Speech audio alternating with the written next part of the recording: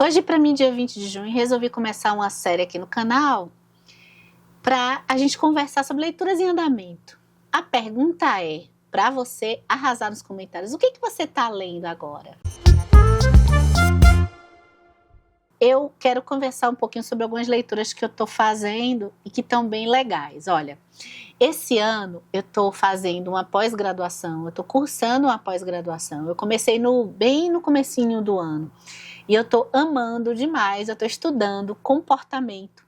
Na verdade, comunicação e conflitos, me descobrindo nesse assunto. E um pouco dos livros que eu ando lendo tem tido relação com esse curso que eu estou fazendo. E também, até o volume de leitura está um pouco reduzindo, né? Por conta que quem estuda, acho que pode falar também sobre isso, que quando a gente está estudando do ponto de vista acadêmico, a gente não fica com tantas coisas para ler em termos de livro, necessariamente, mas a gente muitas vezes acaba pegando muitos conteúdos de livros, mas em capítulos, né? A gente lê um capítulo ou dois de um livro e acaba não concluindo tantas coisas assim. No primeiro livro que eu vou conversar com vocês hoje, eu fui ler por conta do estudo. A gente estudou esse livro em uma disciplina que a gente conversou sobre, teve aulas e conversou sobre trabalho e as relações sociais. A gente utilizou alguns autores, mas a principal pensadora, uma que eu já gosto bastante, que a professora Tatiana utilizou com a gente, foi a Hannah Arendt. Eu acho que a Hannah Arendt ela já é um pouco conhecida aqui na nossa comunidade Booktubers, e eu li A Condição Humana. Eu já tinha esse livro aqui em casa, eu tive curiosidade de ler por conta do INEF, que é a plataforma de cursos de filosofia, que já está recomendada tantas vezes aqui no canal. E eu não tinha lido ele completo ainda. Eu tinha lido, eu acho que o capítulo final desse livro. E depois do curso, a gente teve, nessa disciplina de trabalho e relações sociais, a gente estudou plataformização do trabalho, a gente estudou o contexto histórico do que se entende de trabalho, e eu fiquei impressionada com a Hannah Arendt e resolvi ler o livro que a gente estudou partes dele de cabo a rabo. A Condição Humana, para quem se interessa em entender um pouco das nossas relações com o universo do público e do privado e do trabalho, o trabalho, se a gente for pensar hoje, por exemplo, o trabalho, quem não trabalha, principalmente homens, eu acho, né? Tem muito isso. Quem não trabalha, no ponto de vista formal, de receber um valor por alguma atividade que faça, na nossa sociedade, a nossa cultura percebe as pessoas que não trabalham de uma forma de segregação, né? A gente parece que desumaniza muito, ou até a própria pessoa que não está com um emprego ou não está trabalhando se diminui muito, né? Então, o estudo da Hannah Arendt faz a gente perceber como que isso surgiu e muito da repercussão e da influência que nós temos ali da antiguidade clássica, dos gregos e dos romanos. Então, eu pude aprender pelo curso, e eu estou aqui indo para metade do livro, né, nessa leitura, que o trabalho, como a gente entende, o trabalho que a gente tem hoje não tem nada a ver com a origem desse trabalho. Lá na Grécia Antiga, o trabalho ele não era valorizado como a gente tem o trabalho sendo valorizado hoje. Lá, o trabalho ele era visto no âmbito doméstico. O que se fazia e era valorizado, que eram os cidadãos de Atenas, o Sócrates, esses filósofos que a gente entende, estava lá na polis, que era a democracia para os homens, os chefes de família, e a atividade que era vista com enaltecimento era atividade pública, que era atividade do discurso e da produção de pensamento. Olha só, o trabalho, ou seja, o que acontecia para essas pessoas que estavam nas decisões da vida pública, lá na polis, que seria o mais próximo que a gente tem de vida política, né? Vida do conhecimento, estarem produzindo e pensando sobre e buscando sentido, entendendo quem somos nós seres humanos, né? E todas as coisas da natureza, que a gente tem muito na filosofia, que a filosofia era assim, um pouco valorizada ali, essas pessoas precisavam ter um mínimo de condições básicas, ou seja, a gente tinha o espaço doméstico, que não era um espaço valorizado, ou seja, a valorização era no espaço público. Eu acho que hoje nós pegamos um pouco isso, né? O público é que está valorizado. Agora, a Hannah Arendt ela vai colocar aqui como que as pessoas escravizadas e as mulheres estavam ali fazendo esse trabalho manual, que era um trabalho para sobrevivência. Os escravizados não tinham propriedade, né, não tinham locais para viver, então eles prestavam esses trabalhos com as mulheres no âmbito doméstico para que essas pessoas que estavam aí na democracia do espaço da igualdade pública, que eram esses homens, poderem ter as suas necessidades básicas, comida e o mínimo de materiais que eram feitos ali por essas pessoas, para elas terem condições de produzir, digamos assim, o que era valorizado, que era essa coisa do pensamento. E aí a gente vai acompanhar aqui como que a Hannah Arendt percebe e vê a degradação, que ela chama de uma espécie de degradação de um espaço público, em que o espaço que ela chama de política, então, político, de produção de sentido, que era o que esses homens gregos estavam fazendo. Então, ela vai dividir a categoria de dessa condição humana em três, em trabalho, obra e ação. O trabalho que vai mudar durante o tempo, é isso que é feito pelas nossas mãos, utilizando o corpo para produzir, para dar as condições básicas da nossa existência. A obra, que na época da Grécia também não era valorizada, seria produzir uma cadeira. Na Grécia não era valorizada. Valorizada era produzir discursos, pensar sobre retórica, sobre filosofia, sobre como que o ser humano deveria se comportar. Então, essa obra seria um produto que aí, com a ascensão do capitalismo, esse produto começa a ser muito valorizado. Esse produto, que é a obra, é algo material que o corpo faz.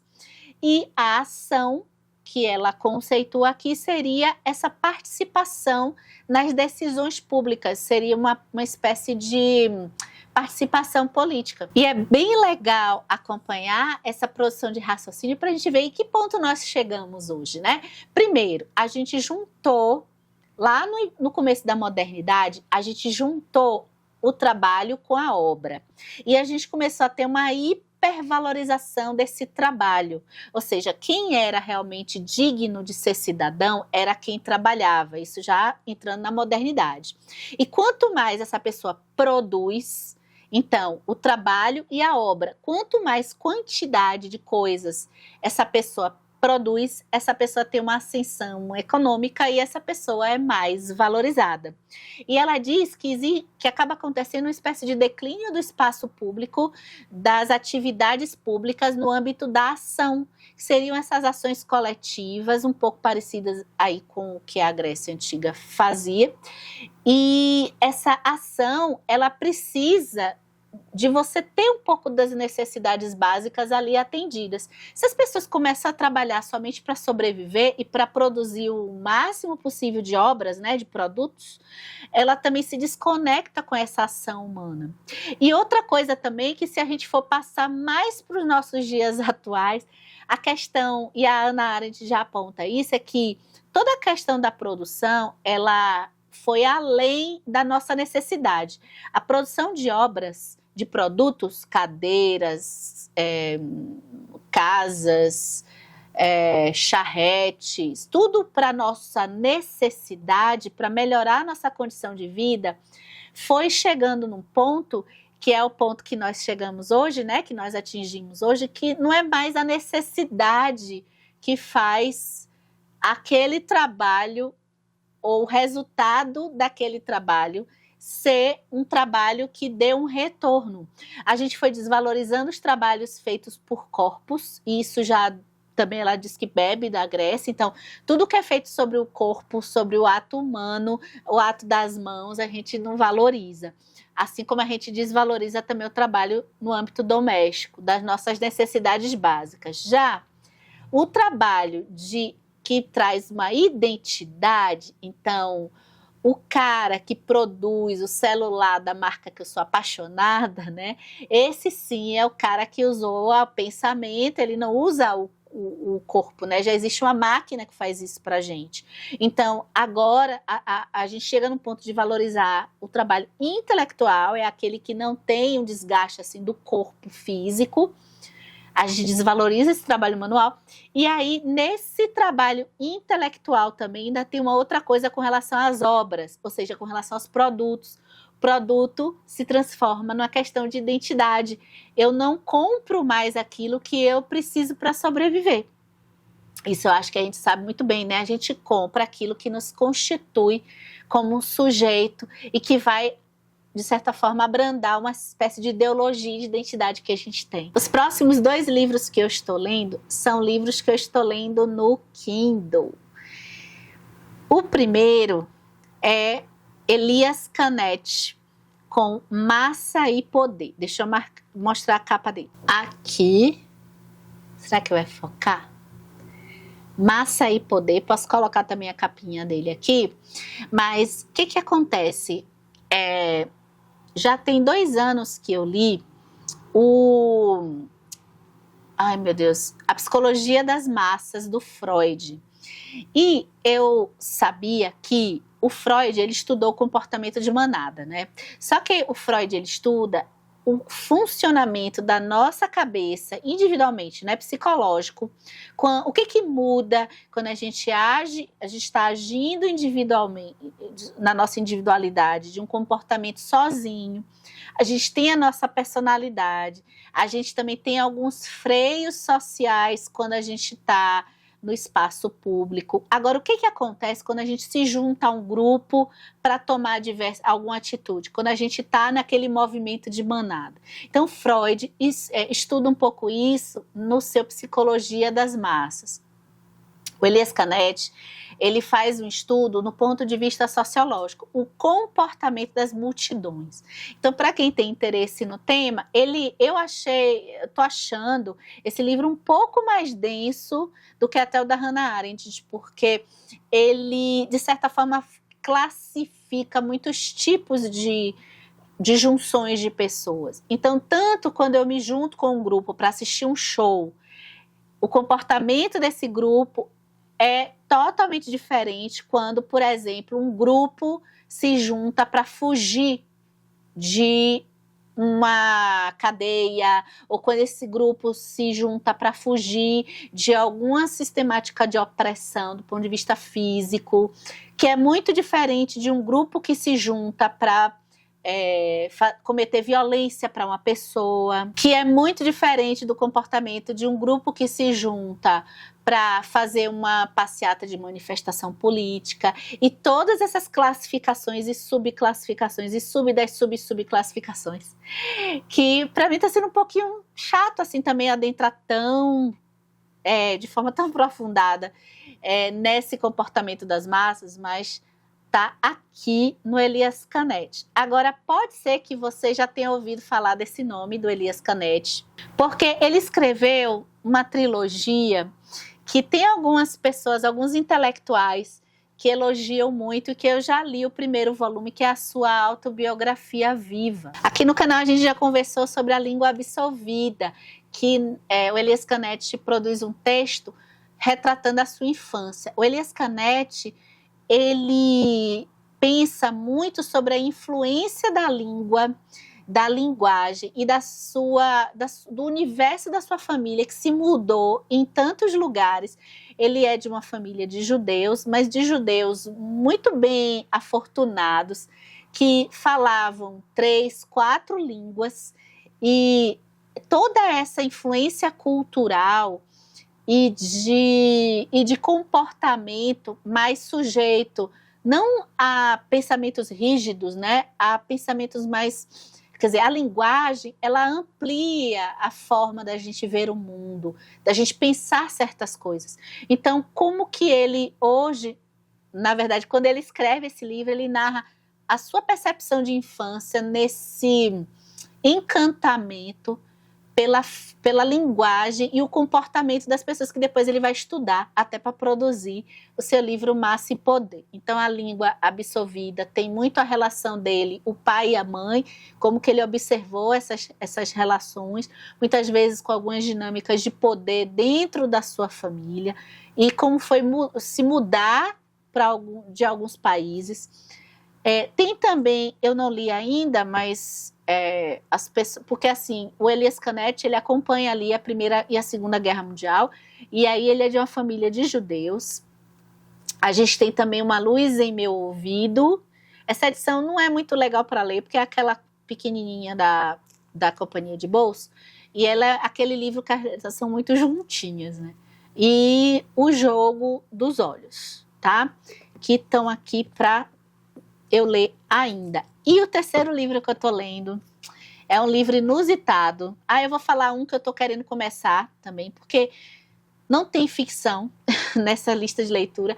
Eu tenho lido tanta não ficção que eu tenho tido falta de tempo para entrar nos livros de ficção. O outro livro que eu tô lendo é um livro muito... Eu vou mostrar a capinha por aqui que é melhor. Mas é um livro sobre reeducação alimentar. E eu conheci uma nutricionista. De vez em quando eu estou recomendando aqui algumas aulas, palestras do Café Filosófico. Desde 2009, 2010, eu acompanho o Café Filosófico antes deles terem YouTube. Eu conheci pelo Twitter. Eu acho que eu bati no microfone. Mas se eu bati, desculpa, gente. E aí eles fizeram um módulo sobre alimentação. E é uma aula. A gente sai dessa trilha que eles montaram, primeiro, assim, triste com algo que a gente aqui no canal conversou quando eu falei do livro da Klein, que é o Doppelganger, quando ela fala da questão da ultrapositividade da saúde e o fenômeno desse narcisismo das redes sociais extremo, né? Que as pessoas que mais, se você procurar um conteúdo de saúde, você vai ver essas pessoas fitness, que eu falo que eu detesto, né? De certa forma, pessoalmente me incomoda mesmo. Eu prefiro não assistir para não fomentar o ódio dentro de mim, que são essas pessoas que e com outras áreas da vida tem também, tá, gente? Mas principalmente com essa obsessão pela saúde individual, vendendo um monte de produtos, praticamente produtos químicos, porque vende uma saúde meio falsa, sabe? E que a solução é se acabar lá na ginástica, olha o que eu faço, compro esse produto, a marca financia e cria o que o Café Filosófico está com uma rede. Eu vou deixar os links aqui no box de descrições desse vídeo no YouTube. Estão criando algo que com certeza eu tenho, porque eu tenho obesidade, e isso não é algo atual, isso já vem desde lá da década de 70, do surgimento do vigilante do peso, né? Que é o comer transtornado, tanto para pessoas magras quanto para pessoas gordas, que é essa obsessão que a gente está tendo. Primeiro, um medo extremo de morrer e envelhecer. A medicina está muito perdida, porque está focando, assim, a obesidade aumenta, mas as soluções coletivas não são apresentadas. E aí no Café Filosófico eu vou deixar as palestras para vocês verem. Eu conheci, finalmente, para falar do livro, a Sophie Derham. Então tem 2 livros dela que eu tô aqui para ler. Já comecei Os 7 Pilares da Saúde Alimentar. Focou? Acho que tá focando. Que tá no comecinho ainda. E o que a Sophie Derham, a linha da Sophie Derham, faz muito sentido para quem vive com o problema da obesidade e problema de sobrepeso, que é o fenômeno cíclico de quem sofre o corpo, ele sofre com um metabolismo mais difícil de emagrecer. O emagrecimento, ele passa muitas vezes por uma restrição alimentar para muitas pessoas, e a gente sabe que nós com certeza já fizemos muitas dietas restritivas, e como isso é um ciclo que piora ainda mais o nosso processo de emagrecimento. E o emagrecimento, na verdade, de corpo saudável, que ainda existe também toda uma lógica maluca e obsessiva dessa circunferência. E aí a Sophie Derham vai esclarecendo vários desses mitos que a gente vê muito por aí. E o que eu gosto é que a Sophie Derham, ela, assim como a Naomi Klein, ela fala eu acho que tem muito a ver com a cultura liberal, né? De cada vez mais as pessoas estarem obcecadas nas soluções individuais, na performance. Olha, os próprios esportes, as pessoas hoje, sei lá, a moda é correr. Então as pessoas ficam postando pace, postando quanto que corre, um exemplo, né? Porque eu acho que é o que eu vejo mais difundido aí. Academia, quanto que pega de peso. Só que muitas vezes o movimento do dia a dia e o esporte como algo lúdico é deixado para lá. E se esquecem também os profissionais da saúde, infelizmente, e os médicos esquecem da questão cultural da alimentação na nossa vida, da comida. Então a Sophie Derham vai numa linha de que ela fala meio que contra dietas mesmo, e é algo que é complicado a gente falar. Até ela fala, é difícil de explicar. E é um conteúdo que, para mim, aqui, né, que ainda não... que eu vivo com esse controle em que, paulatinamente, as soluções rápidas, eu tenho a noção que às vezes já precisei fazer por conta de alguns resultados de exame, e que elas não são sustentáveis a longo prazo, e a busca por algo contínuo e consistente é algo mais lento. E muitos médicos não entendem isso, e muitas pessoas também têm dificuldade quando a gente entra nesse universo virtual, da gente achar que a gente está indo num caminho, certo? Porque a maioria das pessoas que estão tendo um resultado não estão fazendo nessa consciência. Então, aqui, ó, é o que eu posso falar desse livro. E eu quero ler também o Peso das Dietas. E eu já encontrei aqui na internet, não é fácil achar, mas algumas pessoas que já tiveram resultados bons com essa consciência também. Tá me deixando mais segura no meu processo, tá? E eu quero começar a ler um livro de ficção, ainda tá no plástico, tô colocando aqui, não sei nem se eu vou começar, mas hoje acho que sim, porque eu tô com saudade de Dias Gomes, que tem um dos meus livros de humor preferidos, que é a peça O Bem Amado. Já ouviram falar de O Bem Amado, gente? Talvez os mais antigos aqui do canal vão se lembrar, porque ficou na minha lista de melhores do ano, acho que já tem mais de 5 ou 6 anos que eu li, e eu quero pegar o Santo Inquérito para ver se eu me divirto um pouquinho. Porque os conteúdos que eu tenho lido, que eu tenho estudado, estão um pouquinho mais pesados, assim, a ficção, eu tô com um pouquinho mais de dificuldade de me concentrar, e o tempo que eu tô tendo é mais no final de semana, e me desconecta um pouco da leitura, né? Eu gosto de ficar lendo sempre um pouquinho a cada dia.